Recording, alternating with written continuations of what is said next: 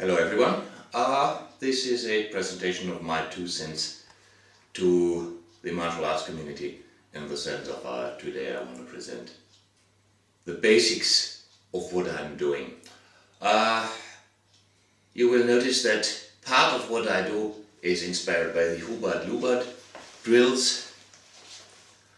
You know from my bio that I have a background in Tai Chi, a bit of Hong Kong and a bit of Fat.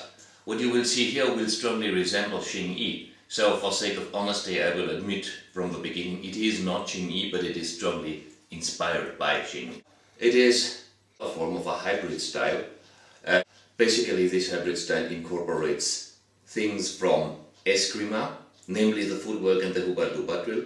It incorporates principles and techniques from Xing Yi, and it incorporates things from my Tai Chi years and from my Jiu-Jitsu years. And this is the base form that I practice. It is a standing form. So watch and enjoy. I'm going along the explanation.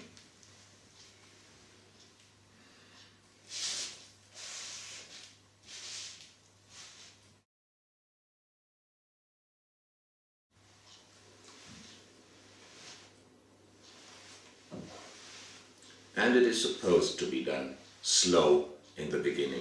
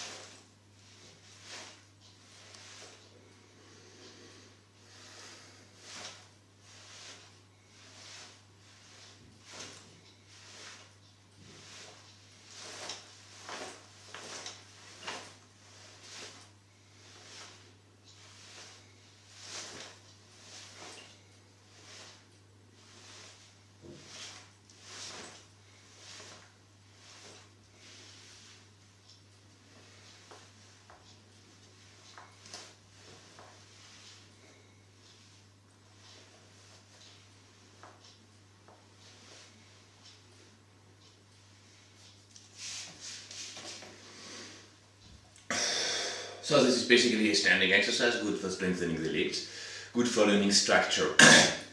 You will notice I start with something from such a coiling position. Pretty much good for what boxers use. The first thing that I use is not a karate punch. Some people know this as a corkscrew. In some Chinese styles it is called a bridge punch. You might refer to it as intercepting punches. The basic idea is that I have an oncoming attack and go under the attack, lifting it and still contacting. But I can also go for corkscrewing, going over the guard of my opponent. I will go into this later. You will notice the next thing is going with a body turn. Still a kind of cutting, intercepting punch. And the same thing on a bit lower line. And finally an intercepting punch, a downward corkscrew. It can fend off things here, it can as easily fend off things here. That will become clearer when I can demonstrate with a partner.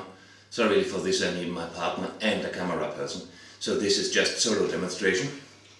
And now the other things you will probably have recognized. So we have the upper interceptor, the high middle intercept, the low middle intercept, and the low intercept. Always from this position. You note how easily you can vary it to this position. And this is the mother of the whole system.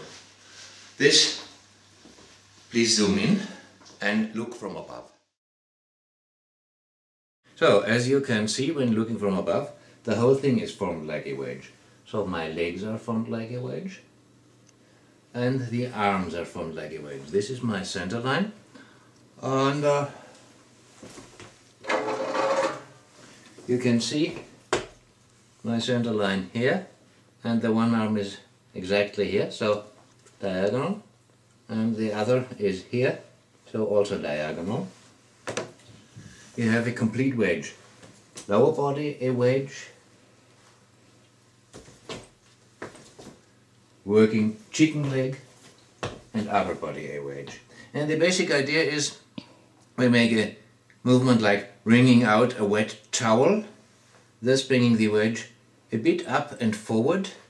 And once we are familiar with this, we can start just using this kind of punch that the bare knuckle boxers of old used. Together we have bringing the wedge to the attack and starting to pound away. And from this we can then go into the different bridge punches and intercepting punches we have seen in the form, and that we will see my wife demonstrating. But this is again just from above. See, it is very narrow. I'm almost slipping over the hand like this. All happening on my center line, and I'm leaving center line only for the intercepting punches and for the hubad-lubad stuff. But all this is done and developed from this wedge motion. We can also have this, where we go with the half step, and we have maximum extension exactly before the foot lands. And you see, it is still diagonal. I have still the wedge shape in shape. So again, the wedge. Very narrow and almost no turn in the fist. The turns come then when we do the different elements. If we do splitting, drilling, pounding, by cannon, or covering with earth, but all coming from the wedge. This wedge can, as we know, be going into the motion from Xing-Yi. Later I will show how you can use this for hooks, elbows and others, but this is a later on to be shown thing. So this, the wedge from above. Thanks.